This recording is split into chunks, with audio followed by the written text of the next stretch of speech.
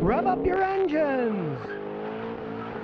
Ride Share Supply says, what's better, to go to the dealer to have your car serviced or an independent mechanic? Independent mechanics mark up the price of parts even though their labor is cheaper. First of all, no independent should charge more for a part than a dealer.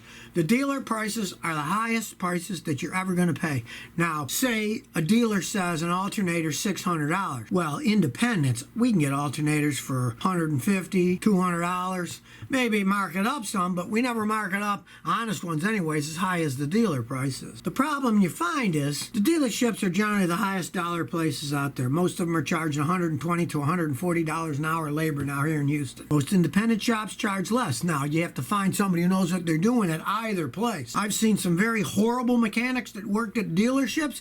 I've seen horrible mechanics that worked in independent shops. You can find crappy mechanics anywhere. The thing is, you want to find a good mechanic.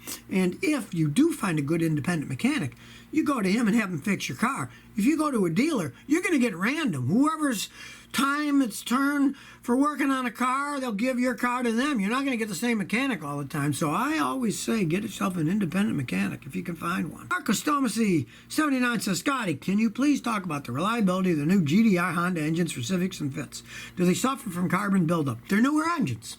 You're only going to know as time goes on. But here's how you can tell if they are going to have a problem. The original GDI engines, just the gasoline direct injection, sprayed fuel directly into the cylinders, not into the intake manifold where that spray washed over the intake valves and cleaned them. A lot of the modern cars now, and what they did, they went out and they put dual systems on them. And the dual systems have both GDI injectors and intake manifold injectors. They never need it. They don't get built up. So check to see if that's got the dual system or not.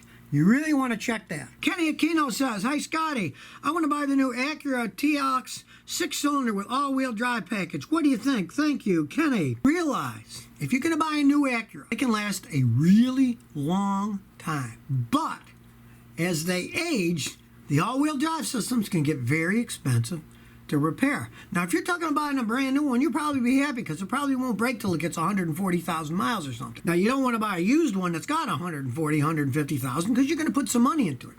But if you go out and buy a brand new one, you're probably not going to have hardly any problems. Most of my customers with that stuff just don't have any problems. They're pretty bulletproof vehicles. They cost an awful lot of money. If you can afford that kind of money and you like the car, go right out and buy it. I personally like the Lexuses, but they're just as expensive, if not more so, if you buy a brand new one. They're not cheap vehicles. Brunella says, Scotty, I got an Audi A6 V6 TDI from my parents. It has 300,000 miles.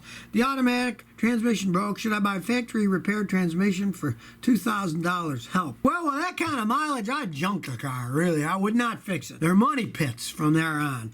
If you want to go ahead and try that, go right ahead, but realize if you're buying a repaired tranny for $2,000, it's a job replacing it on that V6 engine, changing it out. Most mechanics charge well over $1,500 to swap those things out. So you're looking at a whole bunch of money. Me, I'd just get rid of the thing. I wouldn't go any further with an Audi. They are endless money pits at that age.